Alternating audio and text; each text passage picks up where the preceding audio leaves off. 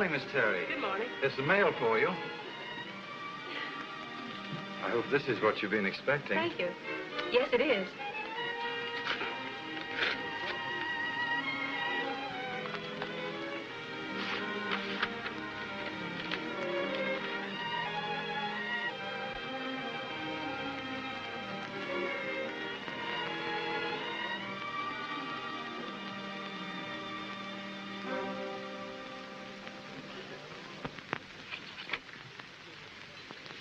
This should cover my bill.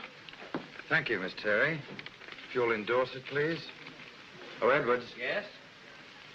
Adjust Miss Terry's account. No, I think you'd better close it. Why, is there anything wrong? I hope the service hasn't... It's just become a little rich for my bank account. Oh, I understand. Close Miss Terry's account. Right away. It was my manager's idea that I register here and put up a good front for the press. I believed everything he told me. Oh, I see. Oh, Miss Terry, Mr. Blake calling you from Kansas City. You can take it in booth number 1. Thank you.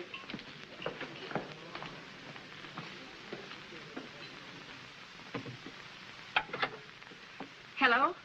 Hello? Oh, hello, James. Don't tell me that's really you, Joan Terry.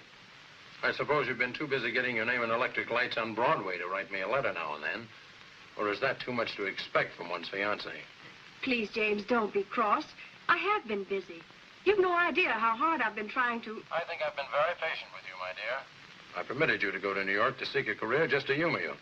But, James, you're not being fair. Surely you should know by this time that you've been chasing rainbows.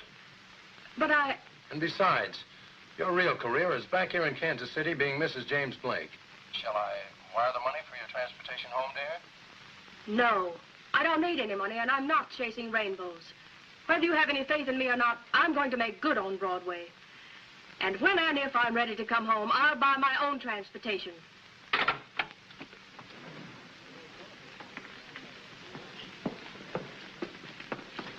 Here you are, Miss Terry. Thank you. I'll have my luggage picked up this afternoon. Perhaps you would consider one of our less expensive rooms. We have a few at... $6 a week? I wish I could. Well, thanks anyway. Oh, Miss Terry, if I might make a suggestion, there's a sort of a girls' hotel, Barton Hall, where you might rather be able to manage within your budget. Of course, it isn't as ornate, and you won't have the service. Which you will find here at Barton Hall. Of course, there's a connecting bathroom. Let me show it to you. It's very reasonable, you know. All right.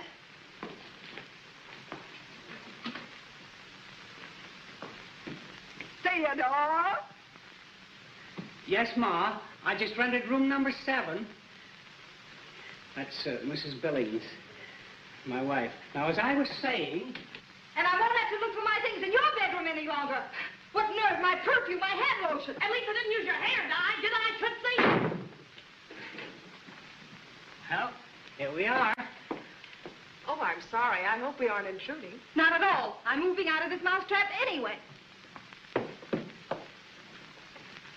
She's always joking. Actually, she's moving into room number 1. That's Thelma Mason. She opens at the Gaieties next Tuesday. Shall I tell Mrs. Billings to make out a receipt? Well, I don't know. You see, it isn't exactly what I was looking for. I wanted something more... I don't think you could find anything more suitable and so near Broadway. As a matter of fact, right through this window you could see Broadway. If it weren't for that building.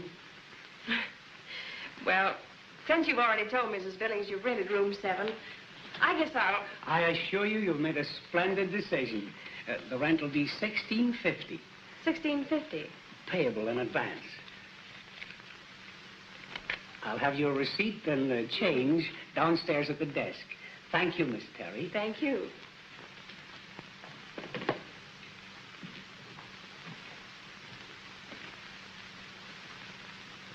Oh, what happened to bed is bad luck in show business. Oh, are you an actress? Yes. This work is only temporary. Just sort of a fill-in between engagements. I understand.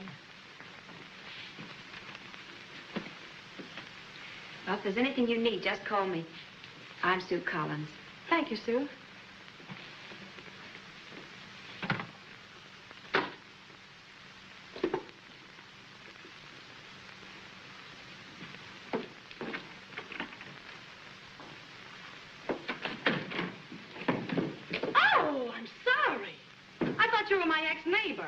A fine reception you planned for the new star of the Gaieties. Star? That burlesque queen from Brooklyn? Huh. She's the great American tragedy of the stage. Oh, I'm Glenda Benton, Nellie on the evening news. Nellie, you know, Advice to the Lovelorn? That's me, believe it or not. What do they call you? Joan Terry. Looks as if we share the same bath. Yeah, I have the adjoining cell. And don't be surprised at anything you have to share in good old Barton Hall. Where you from? Kansas City. Oh, the old magic carpet of dreams, huh? Yes. I could see the bright lights of Broadway all the way from home. It's only a mirage, kid. There's a broken heart for every light on Broadway, and don't you forget it. Not for me. I'm going to make Broadway sing my song someday. Yeah, I know. You have to find out for yourself. Well, Joan, I'm in your corner. Anything I can do, just holler. Thanks. What's the name of that perfume? Allure of my heart. Would you like some? Thanks. I've been using Impatience. Maybe this will wake the guy up.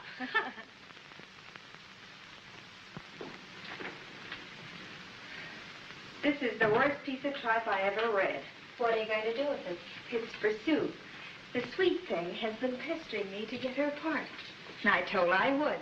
And this is it. Oh, that's rich. And will she flop?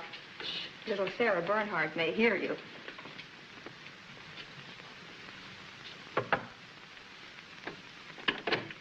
Here's your plum, darling. You see, I didn't forget. Oh, you really meant it. Yes, dear. It's the part of Prunella. It's very important. You must study the lines very carefully so you'll know them when you audition. Oh, I shall. Would you like me to read for you now?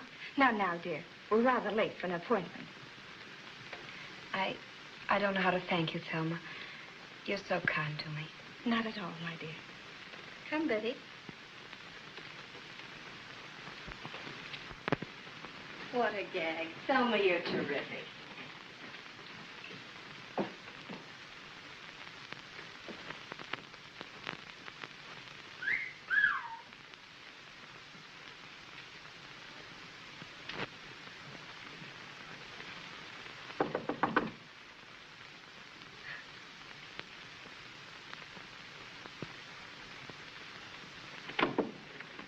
Orchids for Madame.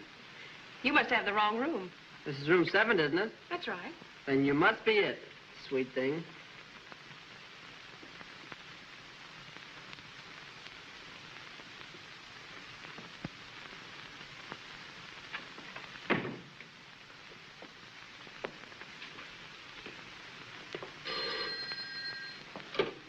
Hello? Hello, honey. I'm in the lobby. Oh, are you? Well, Sweet Thing doesn't live here anymore. And if you will, I'll come right down with your orchids, Mr. Funny Papers.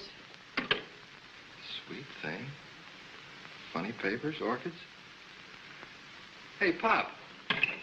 Who's in number 7? Oh, I forgot, Mr. Dexter. Thelma Mason moved into number 1 this afternoon. Anyway, she's gone out for the evening. Oh, I see. Oh, and the flowers. I sent them to number 7, too.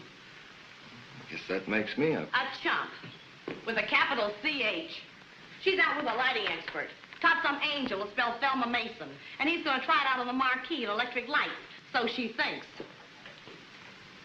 Steve, for a guy that's kicked around Broadway like you have, you're still not wise to the well-known brush-off.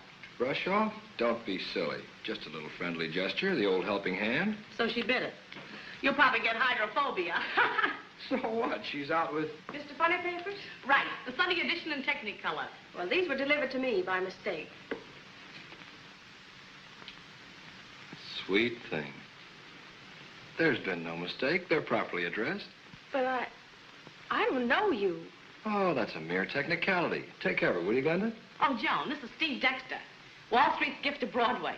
Miss Joan Terry from Kansas City. Oh, yes, I've seen your picture in the paper many times. With a couple of cuties draped around his neck. Hey, Glenda, Miss Terry's liable to think I'm nothing but a playboy. Well, are you? Oh, only after fashion. Yeah, and how the fashion changes. 1 week blondes, the next week redheads. Just a fad. Exactly. One will get you 10. You have a cute gown to match these orchids.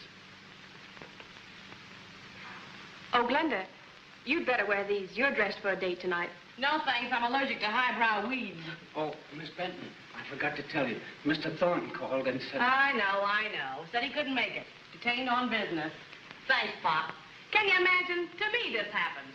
3 times in the same guy. I must be slipping. Why don't you sit down and write yourself a letter? Sign it broken-hearted. Because there's no more ink in my fountain pen. Anyway, I'm still going out. Tears belong in beer. Fine, let's all go. Oh, no. 3's the crowd. See you kids at the junior prom. Nellie rides alone. But twosomes are still the rage. Those orchids would look great on an evening gown. What do you say, Miss Terry? Broadway's just around the corner. And besides, this is my last night in town. Oh, are you leaving New York? Yes, on business to the coast. Incidentally, I'm stopping off in Kansas City, taking the Super Chief from there. But tonight, we still have Broadway. It'll be here when you get back. Ah, yes, but will you? Oh, I think so. Why? Well, I thought that if we made some of the high spots together, we'd have something interesting to talk about when I return. Isn't that right? I really wouldn't know. Like to find out? Well, that all depends. On what? Whether I have a gown to match these orchids.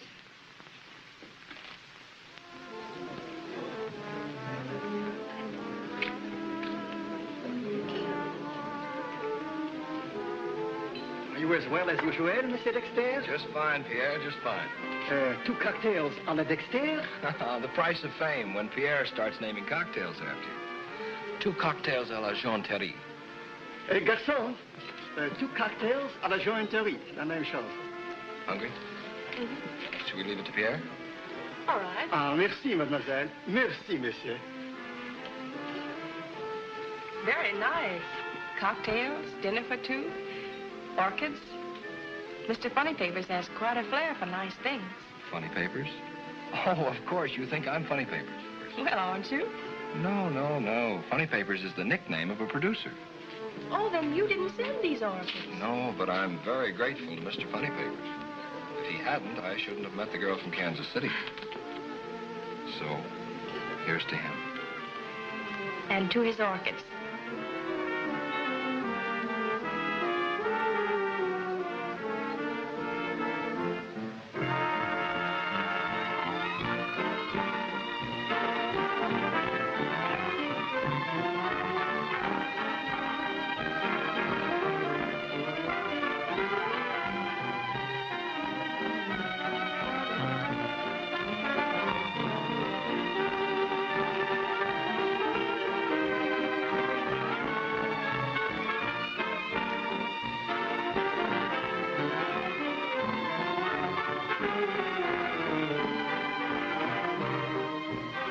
Having fun?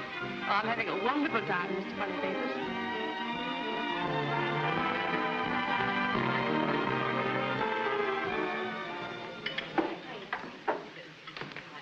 Hello, girls. Hello, Kansas City. Hey, what is this, the Ladies' Aid Society? The Barton Hall Reception Committee. Hello, reception committee. The sticks have certainly changed since I left. Yeah, a country gal makes good. Wouldn't you like some coffee, Jim? Thank you, Sue. I believe I will. I'm a little tired. By what? The lights of Broadway? Maybe she just got off the merry-go-round. If you 2 fugitives from a striptease act don't shut up. I'll take it easy, Glenda. They're only ribbing. Well, let's have it. Have what? Well, it's an old tradition. Everybody here has a story, or else they wouldn't be in Barton Hall. The girls believe in telling it once and getting it over with. But there isn't any story. I was in the little theater group in Kansas City. And I was told I had talent and ability and advised to try the big city. Where my art would be appreciated. And where I would have a better chance. Of success. So I came to Broadway. Looking for a career. And here we are, a great big happy family, but just a little too noisy. Now, girls. Theodore! Yes, Ma.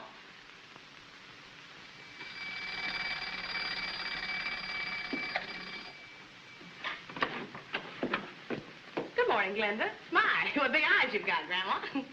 Look, honey, Jenny told me last night that her boss, Alexander Draper, is putting on a musical. So I told Jenny to drop in. You're ready to look for a job, aren't you? I certainly am. Oh, where'd you go last night?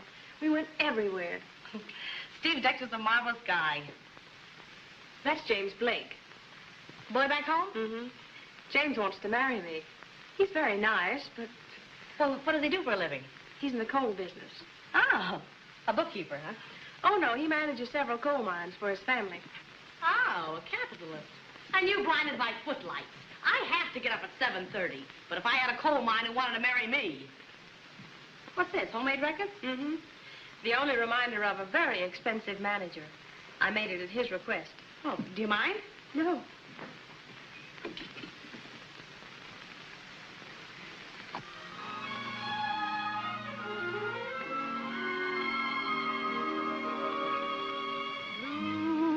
In love again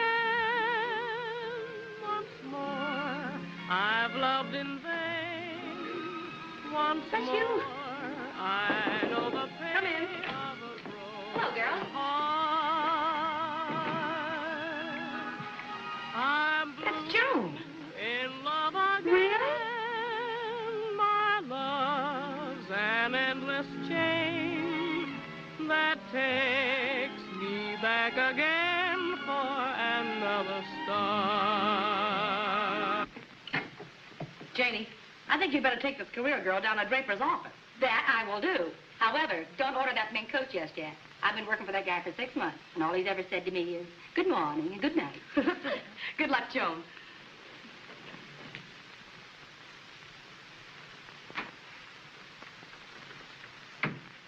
Quite swank. When you get no for an answer around here, you get it with all the trimmings. Grab a chair and try to look temperamental. I'll do my best. No on Broadway comes easier than breathing. And Alexander Draper is the all-time champ. Well, he's so cold-hearted, we even get along without air conditioning around here. Well, I'm sure he and Broadway aren't as bad as you're painting them. Listen, hon, don't build yourself up for a letdown. Well, the Spanish Inquisition was patty cake, compared to the going over you're going to get here on Broadway. Good morning, Mr. Draper. Morning. Miss Woods. Yes, sir. Hold everything. Keep your fingers crossed.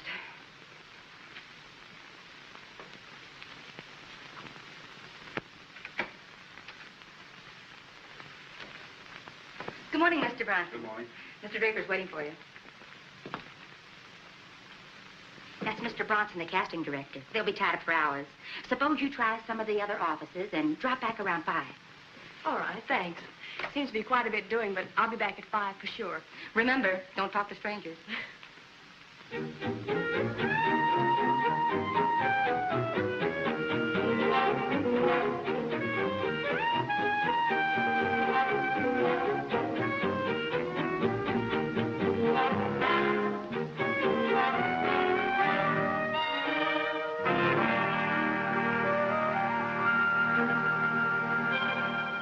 What did Murdoch say after you told him that? I didn't wait long enough to hear. Say, what about Mr. Draper? Well, the conference broke up at 4:30, but he hasn't come out yet. Oh, Mr. Draper, this is Miss Joan Terry. How do you do? Hello. She's been waiting quite some time to see you. What about? Well, I'm from the Kansas City Little Theater Group, and I'd like to... What do you do? Well, I have played leads, and I sing a little, and... All right, let me hear you sing.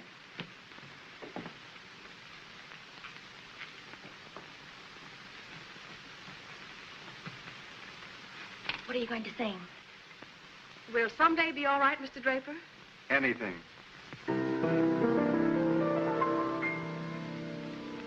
Someday, when the clouds roll by, I'll see you smiling through as you used to do before May days turn to gray days. Someday, when the clouds roll by, I'll wait to hear you singing. My heart will beat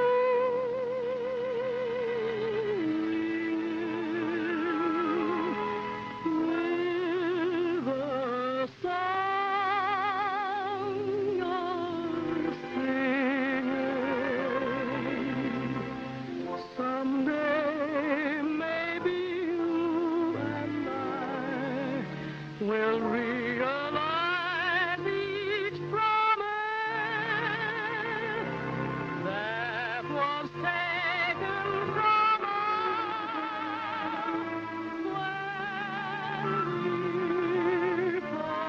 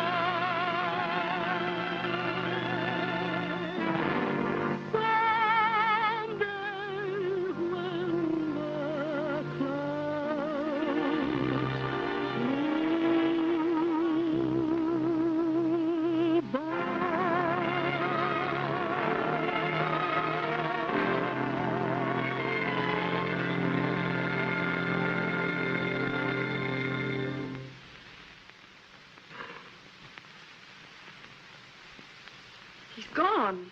Well, if this isn't the end of a perfect day.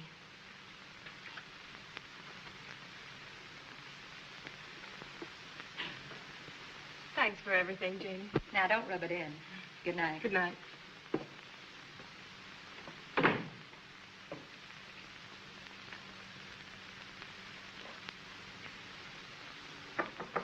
Come in. Oh, hello, Sue. I thought I'd bring you some extra towels. Thanks. You can just put them here. What is that you have? Oh, it's a play Thelma gave me to study. Would you like to have me read? But there is a tomorrow, and the dawn will come, pause, bringing with it the blue-eyed goddess of fortune, double pause. Oh, at last opportunity was here. There. That's the most beautiful part of all. Do you think I give it the proper interpretation? It's very expressive. Shall I read some more for you? If you don't mind, I'm a little tired. Oh, well, I'll go then. But I want to thank you for all your kindness to me. That's all right, Sue.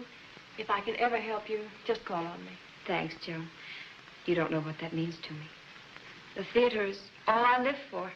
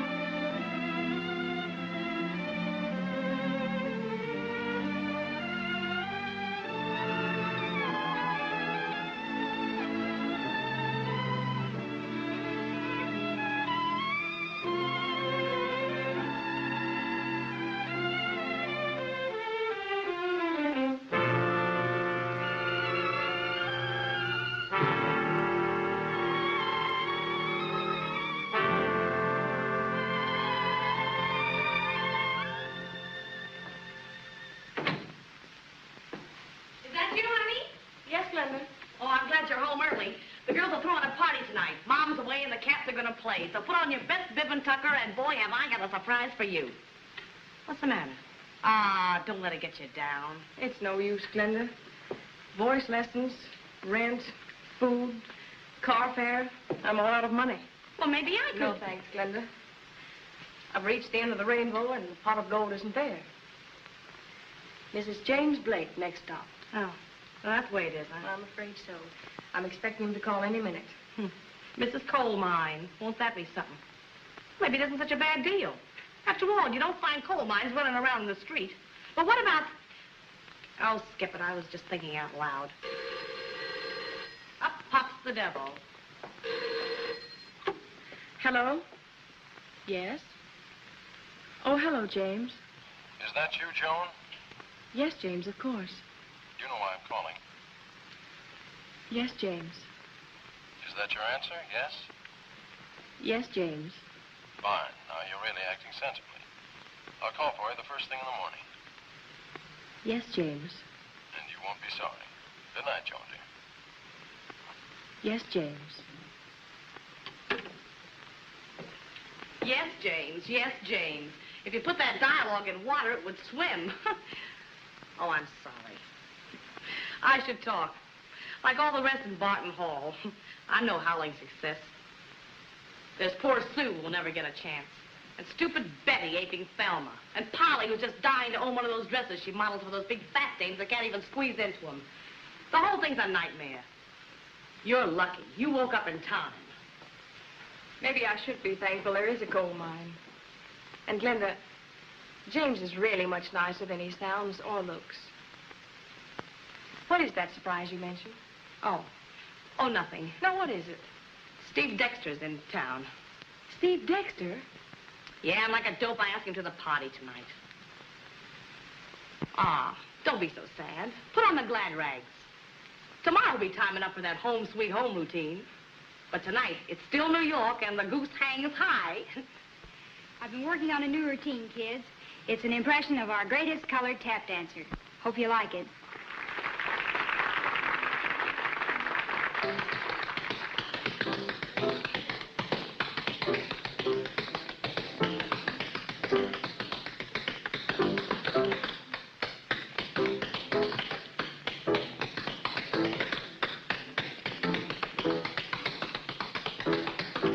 I know it's been 3 months since I gave you the part to study. After all, my dear, you know how producers are. I can't force them to call you. Oh, I didn't mean it that way, Thelma. It's just that I know my parts so well now. In fact, all the parts.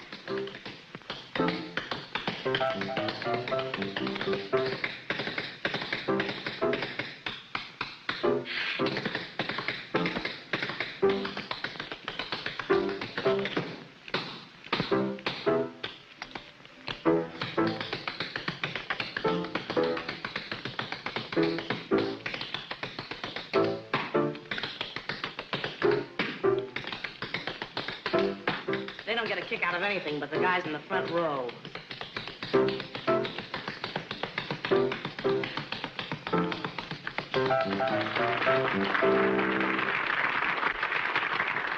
Now, ladies and gentlemen, for her premiere at Barton Hall, and through the courtesy of Mom's sister in Hoboken, New Jersey, I give you Broadway's newest star, the girl, room number 7.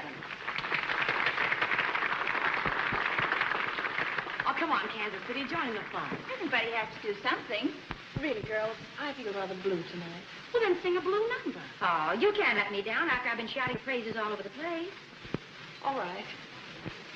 Then play Blue in Love again. Okay.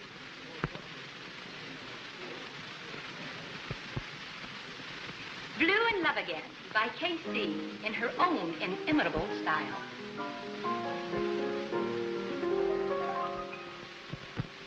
Blue in love again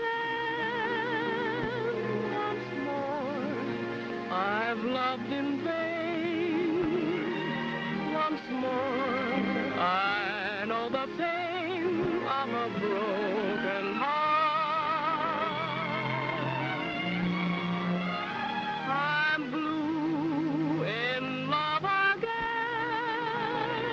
My love's an endless chain that takes me back again for another start.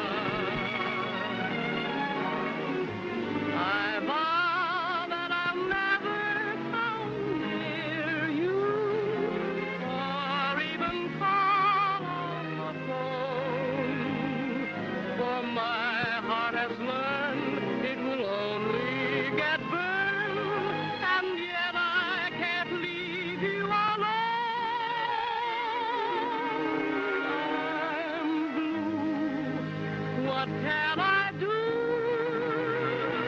I thought when we were through, my heart could forget you, but in vain. I'm blue in love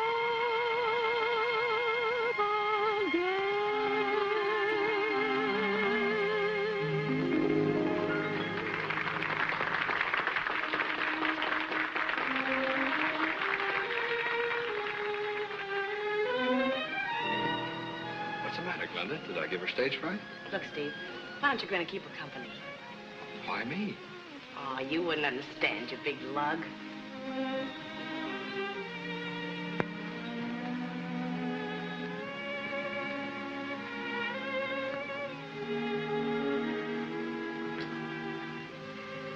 Please, Glenda, I'd rather be alone. I'll tell her when I see her. Oh, Is that all you have to say to an old friend? I'm sorry, Steve. I am glad to see you. Funny, we do seem to meet just before we part, don't we? You mean you're leaving town? Yes, this is my last night. I'm going back home. But what about that burning ambition? Your career? Career. That's just an illusion. Wait days and days, and then have some half-baked producer tell you to go to Hollywood. Get a name first. Pin your hope on some old fool who hasn't the heart to tell you he can't use you, but files your name in the wastebasket. Casanovas whose only interest is loose telephone numbers. You walk miles and miles each day just to save car fare. Career. So far as I'm concerned, they can take Broadway and every line on it and dump it into the East River. I've heard that before. But Broadway gets into your blood. You'll be back. I'm afraid not. You see, I'm going to be married. Well, if that's the way you want it, you deserve the best. I hope the lucky man realizes it. He's really very nice, Steve. From my hometown. Well, haven't you anything to say? Won't you wish me luck? Certainly, Joan. Tons of luck. If you were my own kid sister, I wouldn't have an argument. You've made up your mind to marry the boy from back home. Well, I guess that's the way it should be. Happy ending. Thanks, Steve.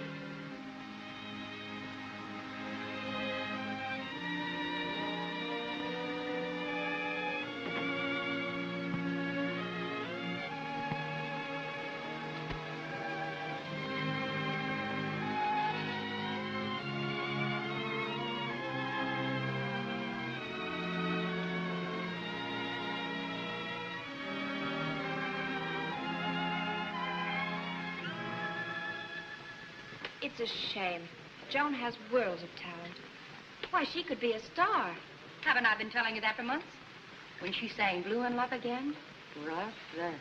And you're not kidding, Janie. Girls, I wish you'd stop your chattering and help me put the room to rights. You know Mom will be coming home pretty soon. Shush, Pop. Gather round, kiddies. Glenda has an idea. Why can't we raise enough money to keep her going till she gets a break? $25 a week would do it beautifully. Say, that is an idea. And split up among us, it wouldn't amount to very much. Oh, about $1.50 apiece. $1.50 isn't very much, Oh, but... she'd never take it. She'd think it was charity. But it needn't be charity. Why not do it in a legal and businesslike manner? You could even incorporate number 7. I mean, Joan. Incorporate? Say, maybe you got something there, Pop. Certainly. Then she wouldn't be accepting charity, and you'd have protection for your investment. It sounds all right. But my eye. What, with radio and stage and personal appearances? Why, she's liable to make $100,000 a year. And 1/3 of that ain't hay. Pop, get ready with some paper. Louise, you know enough about law to draw up a contract. After 6 months with Callahan, and Goldberg, I know all of their force from status quo to habeas corpus.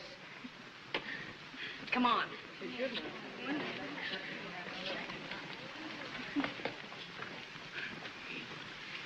Whereas we, the undersigned, hereafter known as, what do we name the corporation, girls? How about something with talent in it? Talent. That's it. Talent Incorporated. Perfect. Talent Incorporated, party of the first part, agrees to furnish Joan Terry, hereafter known as party of the second part, the sum of $25 a week. The sum of $25 per week. And whereas Theodore Billings, party of the third part. Theodore Billings, party of the third part. Agrees to furnish room number 7 rent-free. Agrees to furnish room number 7 rent-free. Rent-free? No. Mom would skin me alive if I consented to this. The corporation was your idea, and you're the chief stockholder. I won't do it. Okay. Girls, don't you think Mom's just dying to know that Pop's been betting the horses again? It's blackmail. I protest. Overruled. Proceed with the contract. And, whereas... And whereas... I've been saving this for a special celebration. It's warm, but it's pink champagne. Liquor in Barton Hall? Shh. If Mom should ever hear of this... She won't unless you talk in your sleep. We want the girl in room number 7. We want the girl from room number 7. We want the girl from room number 7. Okay, girls, soft pedal. Go ahead, Pop, tell her. Joan, Miss Terry, I have the honor to present you with your first Broadway contract. The girls and I have formed a corporation. Talent Incorporated. Which gives us the sole and exclusive right to your services as an actress. In turn, you're to receive $25 per week and room number 7, rent-free. I don't understand. It's very simple. We all think with a voice like yours, you have a future. And we're banking on it. Well, girls, I don't know what to say except, well, it's no use. I'm leaving tomorrow. Oh, you certainly give up easily. Some of us have been trying for years. And never getting to first base. We figured it'd be a better deal to pool our ambitions and hopes. And concentrate on someone who has the best chance of making the grade. And, baby, you're it. Do you think I'd leave if I thought I had a chance? Joan, we all have a lot of faith in you. You ought to have some in yourself. But I... Yes, James, yes, James. Is that a future? It's all so fantastic. I don't want to disappoint anyone. Then it's a deal. Come on. You won't regret it. I really shouldn't, but this being a female corporation, it should be launched properly, like a battleship. Here's the Talent Incorporated and its greatest asset. The girl from room number 7. To all of you, from all of me.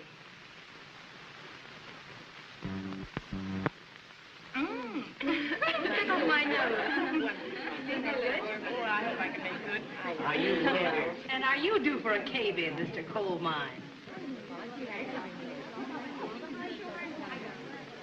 Are you trying to tell me you've changed your mind?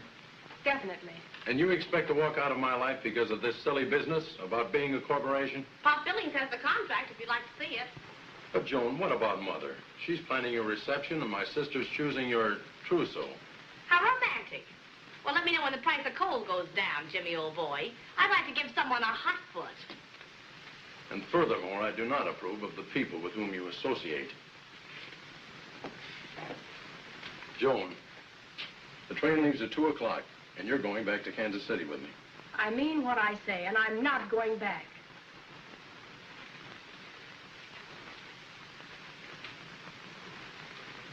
May I ask who is Mr. Funny Papers and why he presumes to address you so familiarly? Sweet thing. Oh, that's Steve Dexter. He's a... I mean he's a producer. You're rather confused, aren't you? Please, James. Steve Dexter, the notorious playboy. And who is he, the president of the corporation? Don't be silly. It was all an accident. I received the orchids from him by mistake. Orchids? And I have closed the deal this afternoon. We are crediting your account with 30,000 shares of TB&T. That's all, Miss Cunningham. Oh, Miss Cunningham. Yes? Send these to Miss Joan Terry, Barton Hall. You know the address. Get them there before 1. She's checking out. Yes, sir. Oh, Miss Cunningham. Yes? On the card, put goodbye and good luck. And I do mean number 7. And I do mean number 7? Right. Oh, you're still waiting. I'm terribly sorry. I'll tell Mr. Dexter you're here. Never mind. I'll tell him myself. Mr. Dexter, take my advice and send these to someone else. And just who are you? I'm James Blake, Miss Terry's fiancé. That is, I was until you started in your conniving. Conniving? Yes, conniving. Sit down, Mr. Blake. I won't sit down. I'm here to tell you... I said sit down. Now, what's this all about? You know what you've done. Why cheapen it further by talking about it? Mr. Blake, I'm certainly glad you dropped in to see me. I've always wanted to meet someone like you. Just what do you mean? I don't know what you're talking about. You don't know about Joan going back on her promise to marry me because of the corporation those women concocted. You don't know about that. It's all news to me. Maybe you better keep on talking. Tell me more about this corporation. Oh, it's a preposterous idea. Talent Incorporated to promote Joan's career or something. And when I came in here, I was sure it was your scheme. Not guilty. But it is a pip of an idea.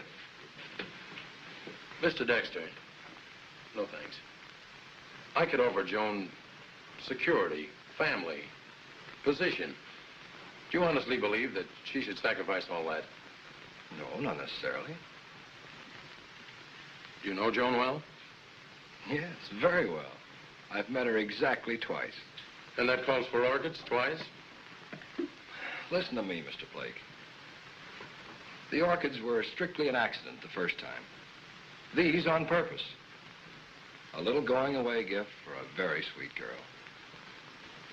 I understand now. Perhaps I made a fool of myself barging in like this. Oh, I don't blame you.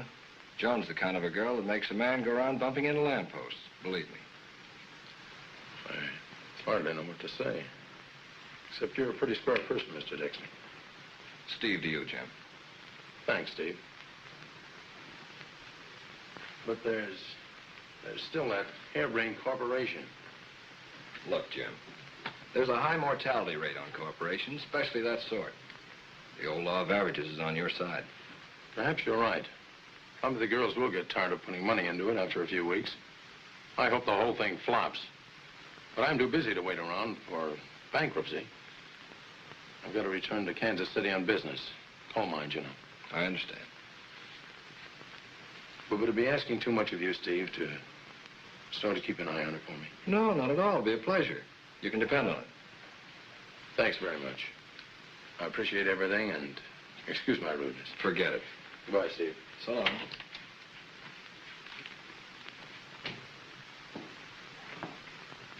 Miss Cunningham, will you get Miss Terry on the phone, please?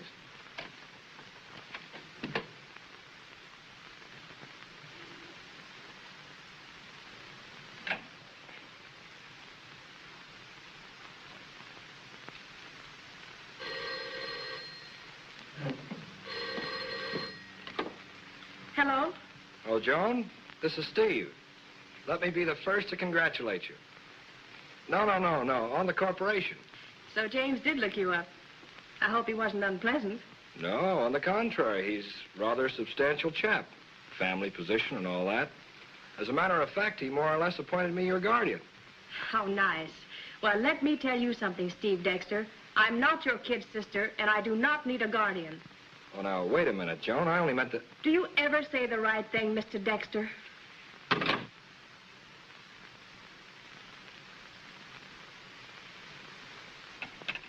And with the build-up we're going to give her, we can't miss. We're going to cover with so much glamour, producers will be fighting for her autographs on contracts. You said it. I can hear Hollywood screaming for her right now. Well, here's the program. I'll handle the publicity.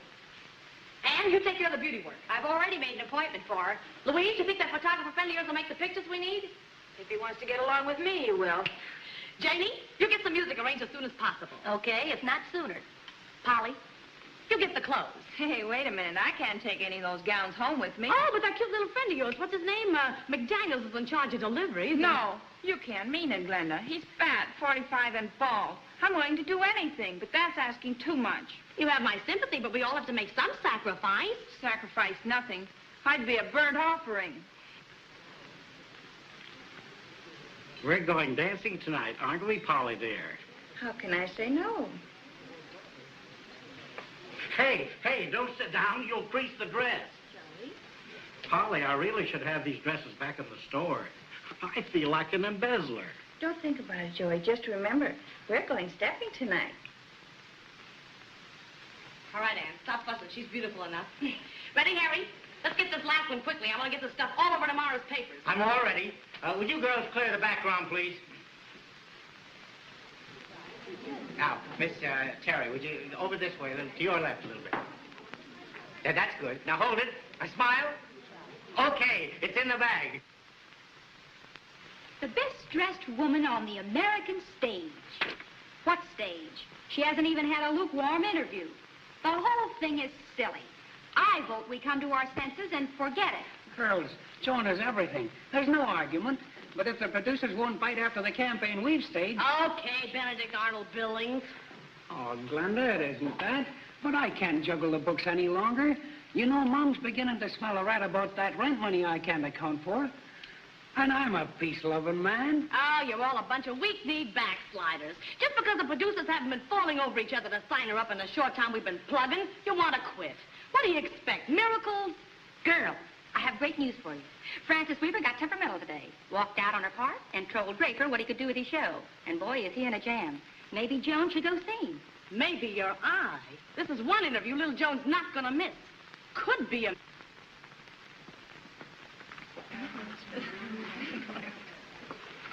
Come in. There's always room for one more. Are all of these girls waiting to see Mr. Draper? Yeah. Doesn't look like we're ever going to get a chance, does it? No, I guess not. Well, I'll try some of the other offices. They're coming thick and fast now. Have I been turning them away? Who's first? Oh, she is. Well, it's the first time in 25 years of show business I ever heard one actress give another a break. Come in, young lady.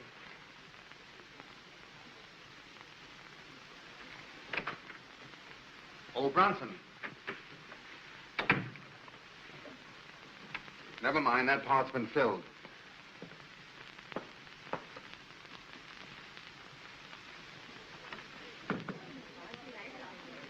Why, that dirty, double-crossing weasel. She must have been eavesdropping on us. She doesn't care how she gets a break.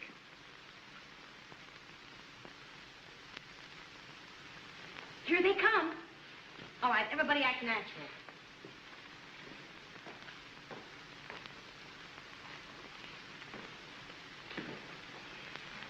Well, why so glum, children? Oh, yes, I remember. The bottom fell out of the market.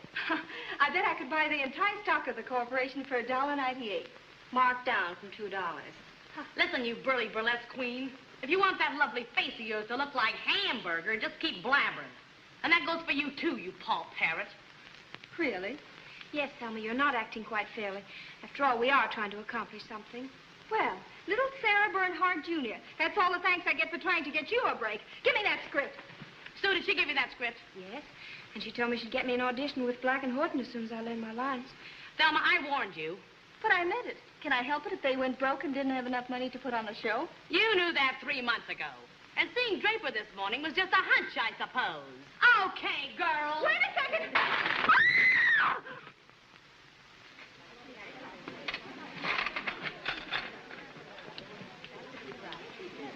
Mom's favorite vase. Boy, if she ever finds out about this. I'd be willing to pay for this just to break it over Thelma's head again. Well, keep it quiet, girls. Papa will probably collapse when Thelma and Betty check out tomorrow. And you, falling for that phony. But it's a good script, Glenda. I can imagine. Really it is, Glenda. Just read this. Well, that's the best sketch I ever read in any musical comedy. Well, when are we going to vote this corporation out of existence? Never. Gather round, kiddies. Glenda has another idea, and this is it. Strictly from hunger. And there's Joan Terry. Even if she could sing like two nightingales, she still couldn't drag enough money into the box office to feed a canary on the regular lunch. But Felix... Oh, amateurs in my theater, it would be a sacrament. You mean a sacrilege? Yeah, comes the dawn, and I wake up without a dime. I still think it's good. But there is tomorrow. Comes the dawn. And with it the shining sun, bringing the blue-eyed goddess of fortune. Isn't that beautiful? Blue-eyed goddess of fortune. Even in Iowa, they don't have such corn. Sure, it's corny, but we're going to throw that part out in a rewrite, Felix. It'll be a surefire hit. But, Glenda, how can we put a show on without money? That's what I'm trying to get through your thick skull. You can put this one on for peanuts. You don't have to pay rent for your theater. The cast will work for nothing. The publicity is on me for free. And on top of that, you get Joan Terry, who'll be a star overnight, or I'll eat that script without cream. Oh, you mean everything on a coincidental basis? You mean cooperative. Yeah, but I still think we need an experienced leading lady. Have you figured out what a leading lady with a big name would cost? Have I figured out? Why do you think I buy aspirin by the carload? If we pay a leading lady, we ain't got money enough to put on a show. If we put on a show, we ain't got money enough to pay a leading lady. Oh, I tell you, it's a victorious circle. You mean a vicious circle. Yeah, and stop correcting me. Well, the trouble with you, Felix, is you want to eat your cake, but you're afraid of swallowing it. Now, in this case, the leading lady gets experience, we get a show, and it's all on the cuff. Not so quick. I'm the senior partner. I say yes and I say no, and that's positively final. Now let me think.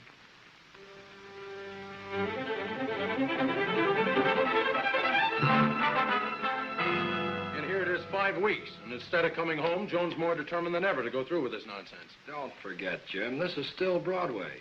More shows fold on this cow path than any street in the world. And with these two in back of this one. Aren't they good producers? Very good, from the shoestring circuit. Come on, let's sneak over and catch a rehearsal, huh?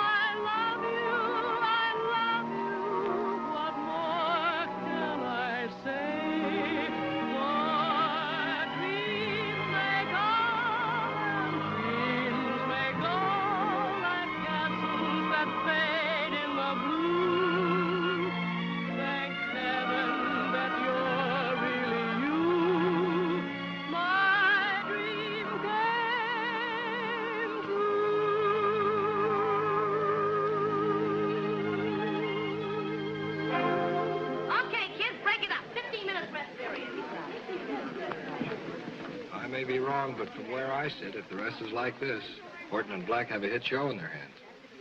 I'm going up and congratulate Glenda. Look up, Jim.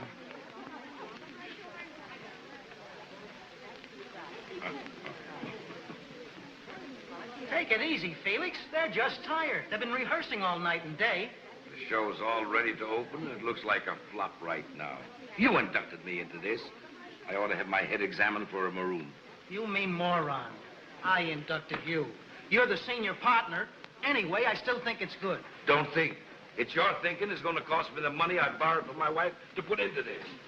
For 2 cents, I'd sell this turkey. Mr. Horton, I'd like a word with you. Have it with him. He's the senior partner. With a lemon on my hands, I don't want to talk to anybody. But you don't understand. I'm interested in buying your show. Buying the show? Yes. Oh, well, don't mind him. Talk to me. I'm the senior partner. Now, you will step into my office. We'll discuss the terms privately. Certainly. Honey, the numbers are sparkling and the timing's like clockwork. And Joan Terry, a scintillating new star on the Broadway horizon. That's the way the reviews are going to read after the opening. Ah, thanks, Steve. By the way, how's the coal mine taking it? Not so good. What about Joan? Is she happy? Oh, Steve, are you such a big ninny or is it an act? Don't you ever figure anything out for yourself? You know, here I've got a hit. Is this a hit, huh, Louis? Sure, that's what I've been saying all the time. Yes, of course, so it seems. Well, maybe at a price we could do business, Mr. Blake. James Blake. But there's one condition. Anything. You can have anything, Mr. Blake. You're a lucky man. When this show opens tomorrow night... That's the condition. The show must not open. You know, Joan, the moment I heard you singing that evening in Barton Hall, I felt that you were the only one that could really play this part. You're very sweet, Sue. And I know you'll do well, too. Oh, I know I shall. I've studied so hard. And wait till you see my lovely costume. It's simply beautiful. A new one? Have you made another change? Well, yes, Glenda switched me into another part again. Just a moment, and I'll show you my dress. Oh, excuse me, Glenda. Little scatterbrain. Poor kid, she's all excited about her new costume. I certainly hope she clicks. She's not going on. Not going on? Look, Joan, I like Sue as much as you do. You know that. And it's nothing against her personally. But we've tried her out in every part in the show, and she can't make the grade. Sue will never be an actress. It's too bad, but that's it. We've all slaved to put this over. And it's better that she gets a little heartache now than to ruin everything for us later.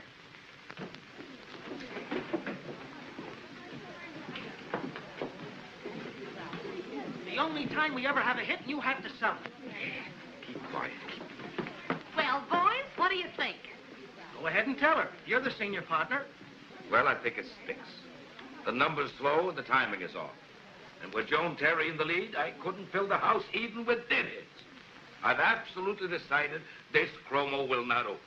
It's closed as of right now. Are you two screwballs out of your minds? Well, you pack them in after the opening. But the mastermind, my senior partner... Shut up. Just a minute, Mr. Dexter. What I do in my theater is my own business. Well, you can burn down this flea house for all I care. But this show will go on if I have to buy it myself. Well, the show is not for sale. Okay, but you're not going to sell these kids down the river. Change your clothes, girls. I'll get you another theater. Hey, just a minute, Steve. You can't do this to me. Can't do what to you? Well, I mean, don't you think you've caused enough trouble already? Joan, this is your last chance. Please come with me. I've been patient long enough. He's been patient. What a laugh. Me waiting 10 years for a hit, and my senior partner sells a show to that drip. You mean you sold the show to him? Not me, not me. Felix made the deal. Oh, so that's it, huh? Please, Steve, let me say something. Joan, I can explain everything. It's because I love you. Love. Don't be so contemptible. The only person you could ever love is James Wellington Blake. Please, Joan. You're like a little boy who's never grown up. So smug and selfish and egotistical and cruel. So all right, you close the show. Now you can watch us all squirm because you know how much it all meant to us. Well, I certainly hope you're satisfied. And as for me, I'm so glad and happy, understand, that I didn't trade my life for you and your family and your stuffy mansion. Which one of you is Miss Joan Terry? I am. Anything wrong, Pat? Oh, hello, Mr. Dexter. I've got some bad news. You know Miss Collins? Sue, what's happened? They're taking her to the emergency ward, Morningside Hospital. She was hurt in an accident outside of the theater here a little while ago. And when they put her in the ambulance, she was calling for you. Joan? Joan? Yes, Sue? I was good last night, wasn't I? You were really great, Sue. She's delirious. I suggest you make your visit short.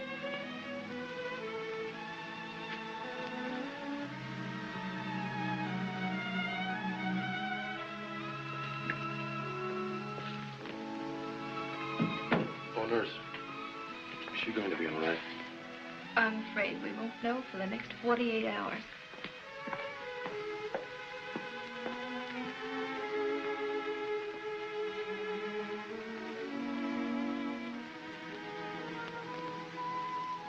Wasn't it thrilling? The applause and flowers. I'm so sorry I won't be able to go on tonight. Without you, Sue, there wouldn't be any show.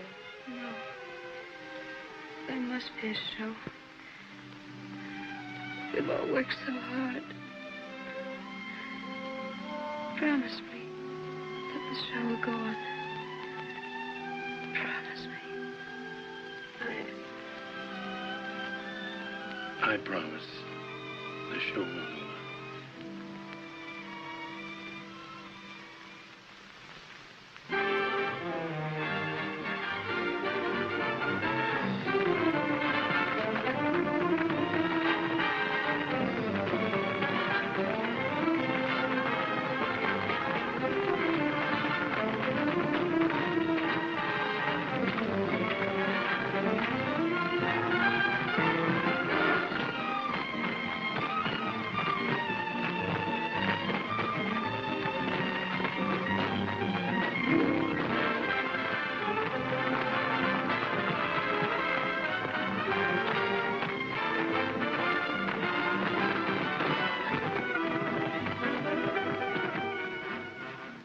Certainly glad you decided to carry on.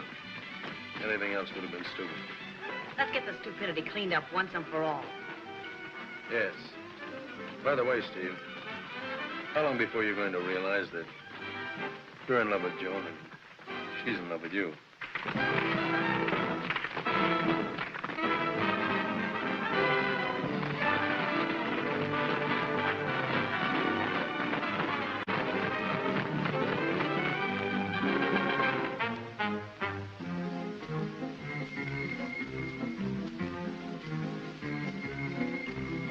They took its style from the smile of sweet senorita. They took its beat from the feet of lovely Chiquita. The rhythm of their swaying knees came from the breeze that swayed the trees above.